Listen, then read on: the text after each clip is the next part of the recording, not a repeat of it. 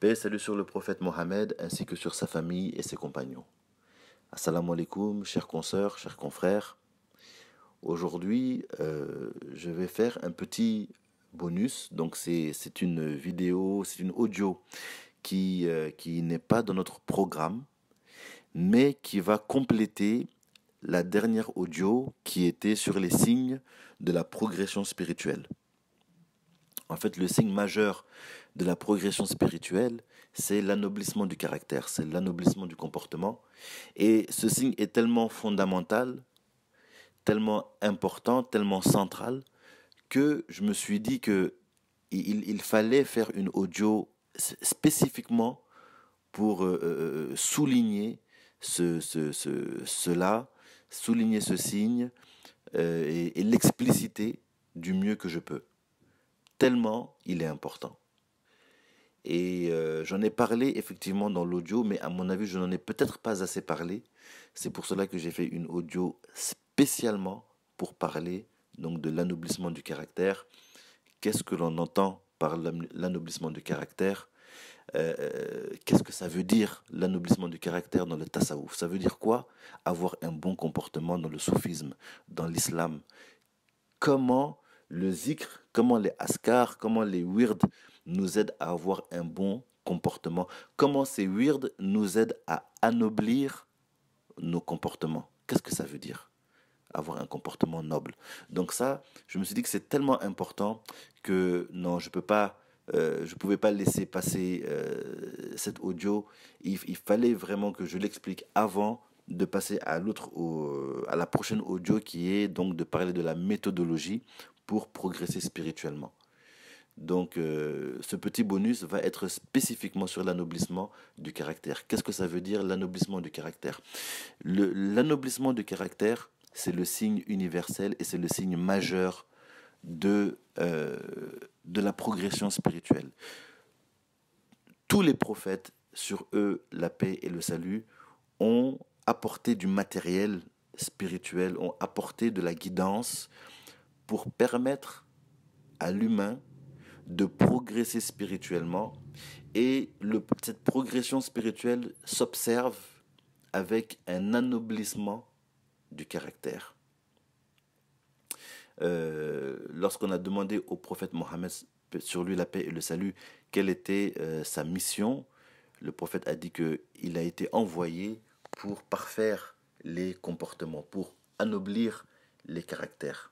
Et Allah Azawajal décrit la personne, la sainte personne du prophète par ce trait de caractère en disant vous avez en le prophète un exemple à suivre. Il dit encore dans un autre verset, il témoigne, Allah Azawajal témoigne de l'éminence du caractère du prophète Mohammed sallallahu alayhi wa sallam, tellement c'est important.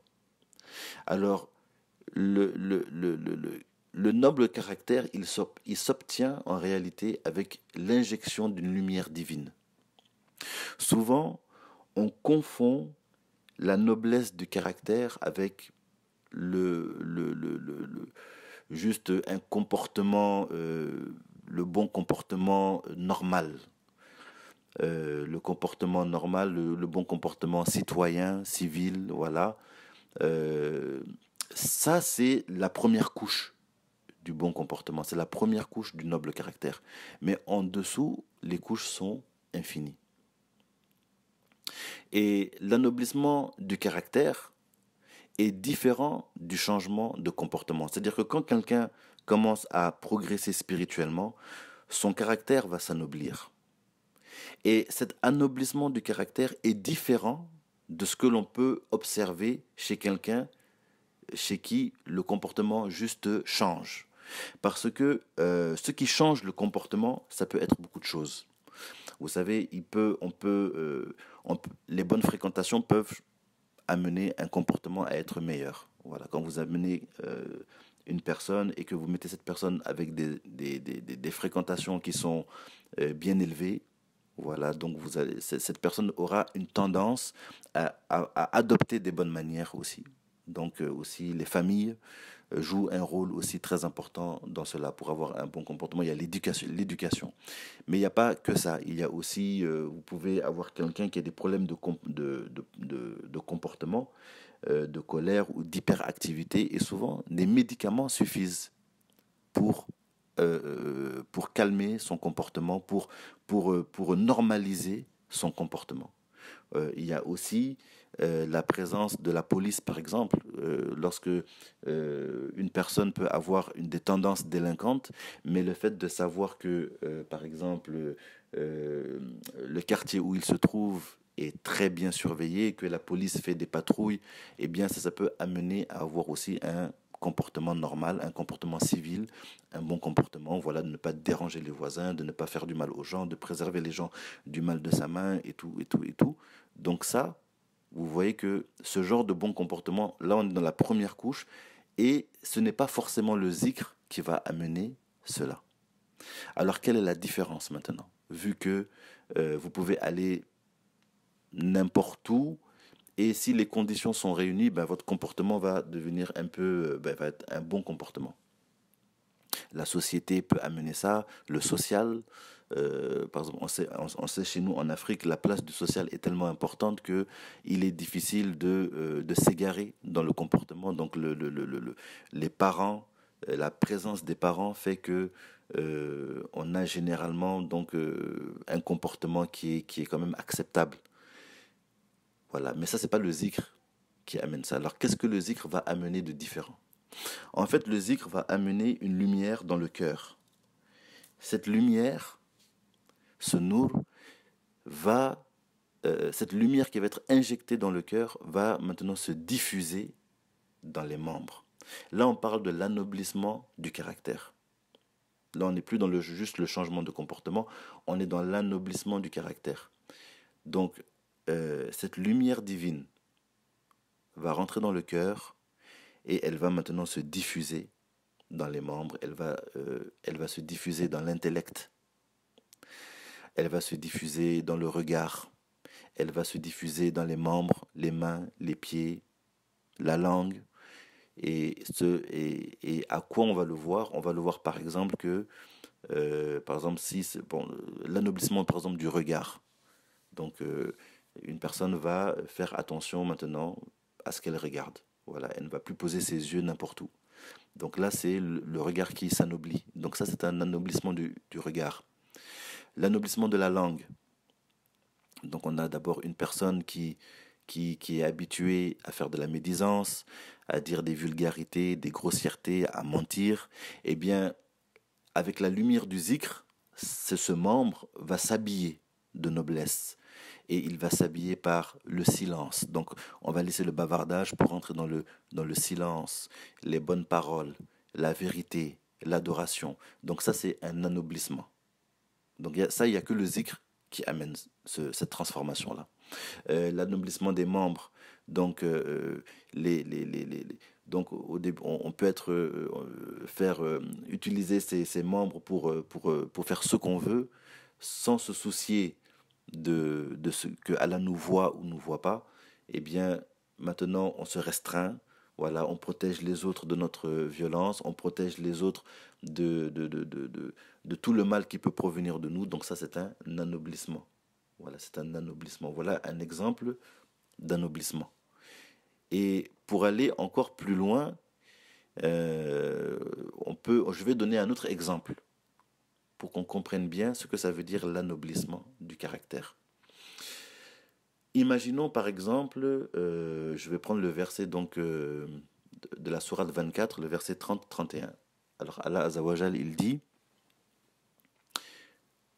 dis aux croyants de baisser leur regard et de garder leur chasteté, c'est plus pur pour eux.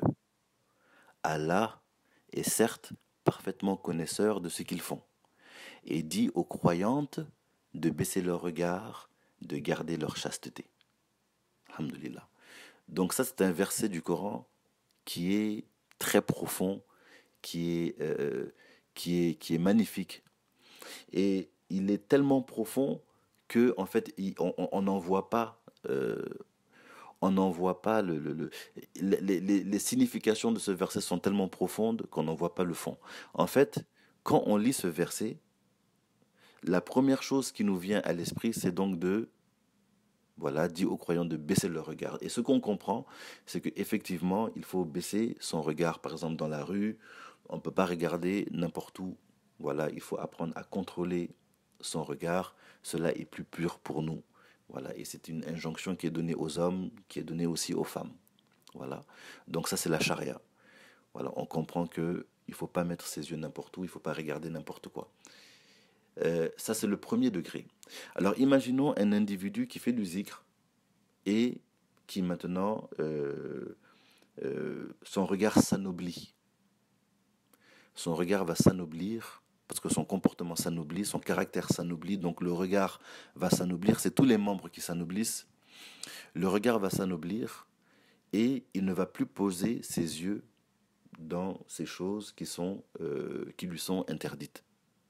Voilà, dans la rue, dans l'intimité de chez lui, devant son ordinateur, il ne regarde plus maintenant tout ce que Allah interdit, il ne regarde plus ça. Ça, c'est le premier degré. Imaginons que ce même individu reçoive, par la grâce divine, encore de la lumière dans son cœur, et que maintenant la force de son regard augmente, et que son regard s'anoblisse encore plus. À ce moment-là, non seulement il ne va plus regarder les choses interdites, mais il ne va plus regarder, par exemple, tout ce qui ne le regarde pas, tout ce qui ne le concerne plus. Maintenant, il va préserver son regard, même de poser ses yeux sur des choses même qui ne le concernent pas. Et on a vu souvent des soufis, même quand ils marchent dans la rue, ils évitent de regarder à gauche et à droite. Ils regardent devant eux, juste là où leurs pieds se posent. Parce que même regarder à gauche et à droite pour eux, ce n'est pas noble. Parce qu'on pose ses yeux sur quelque chose qui ne regarde pas. Donc vous voyez, ça c'est un degré supérieur. Imaginons maintenant, imaginons maintenant que ce même individu reçoive encore plus de lumière et que son regard s'anoblisse encore plus.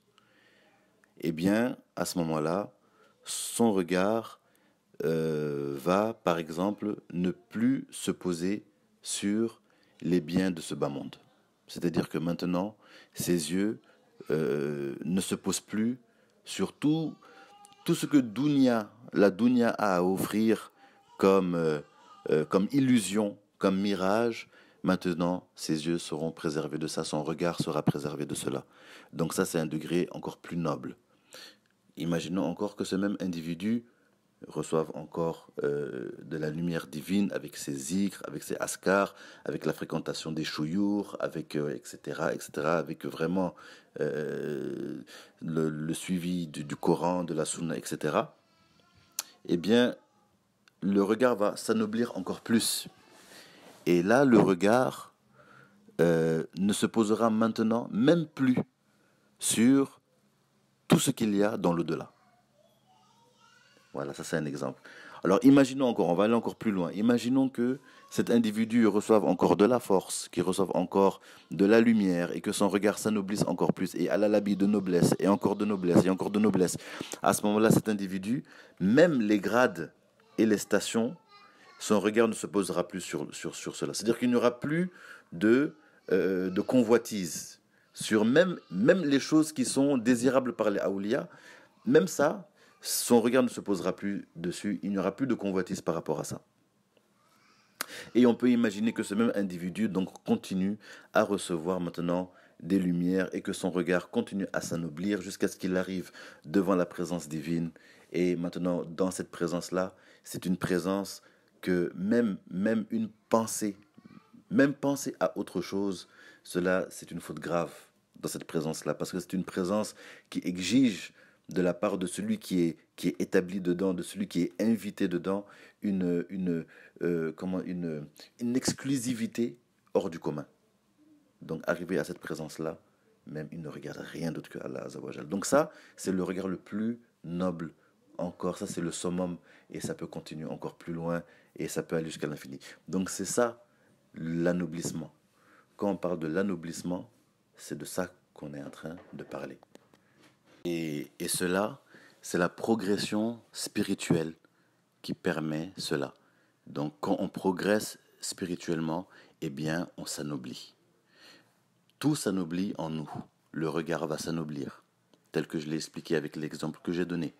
Les oreilles, l'écoute, l'intellect, le cœur, les membres, etc., etc., etc. Donc c'est ça, quand on parle de l'anoblissement du caractère, vous voyez que c'est un processus en réalité, c'est un cheminement, c'est un processus qui n'a pas de fin.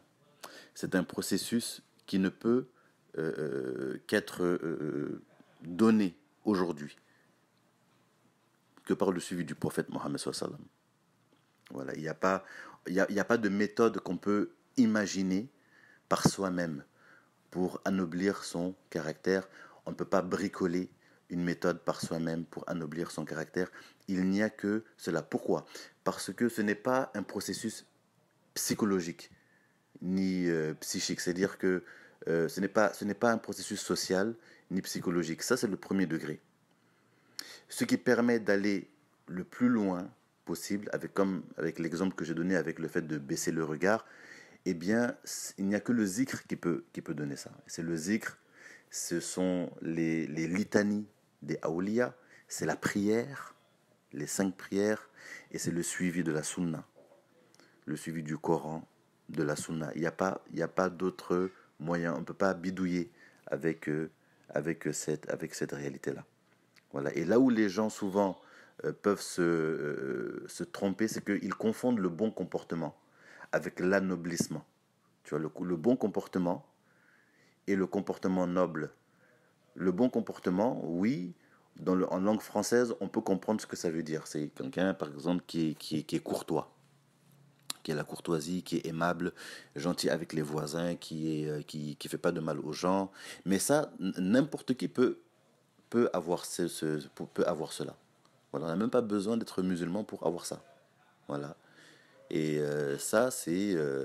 et même quelqu'un qui est foncièrement pas aimable peut être aimable quand le contexte l'exige. Par exemple, dans le milieu du travail, quelqu'un qui n'est pas forcément sympathique peut être sympathique avec les collègues parce que, bon, on est dans le milieu du travail, il faut garder son emploi, etc. Quelqu'un qui est un peu délinquant peut rester tranquille et préserver les gens de son mal parce qu'il y a la présence de la police. Quelqu'un peut, parce qu'il y a le social, il a peur de que dira-t-on, il a peur donc de ce que les gens vont penser de lui, dire de lui, donc il peut se tenir tranquille. Et on peut dire que cette personne a un bon comportement, mais en réalité, c'est peut-être un comportement acceptable, mais la noblesse du comportement, c'est pas ça. Voilà, la noblesse du comportement, c'est ce que je viens d'expliquer. Donc, vous voyez un peu la différence. Voilà, donc c'est une petite subtilité, voilà, qu'il me semblait intéressante de préciser. Et si j'avais peut-être fait ça dans l'autre vidéo, elle aurait été un peu longue. Donc, voilà, c'est un petit bonus en attendant donc la prochaine audio, qui est donc la méthodologie dans la Tijania pour progresser spirituellement. Quelle est la méthodologie dans la Tijania? Inch'Allah. Voilà, merci beaucoup pour votre écoute et on se reprend très très bientôt, Inch'Allah. Voilà, ne m'oubliez pas dans vos prières et on est ensemble. Voilà. Allahumma salli ala Sayyidina Muhammadin al-Fatihi lima ughliqa wa khatimi lima sabaqa nasir al-haq bil-haq wal hadi ila siratika al-mustaqim wa ala alihi qadrihi wa miqdari al-azim subhana rabbika rabbil izzati amma yasifun wassalamun ala al-mursalin walhamdulillahi rabbil alamin.